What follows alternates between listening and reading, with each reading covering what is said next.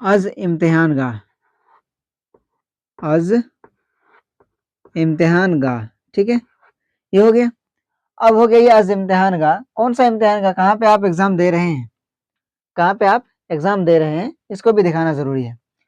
तो अब यहाँ पे अपना स्कूल या फिर कॉलेज का एड्रेस डालिए, हम दे देते हैं अलीफ बा ता स्कूल, ठीक है। अब यहाँ पे शहर का नाम भी दे देते हैं मुंबई, ठीक है, मुंबई। अब यहाँ पे जो आता है ना, यहाँ पे दोस्तों यहाँ पे तारीख लिखा जाता है, तारीख, जैसे कि आज मान लीजिए आज कितना तारीख है आपका, आज है 25, 25 तारीख मार्च है ना, 25 मार्च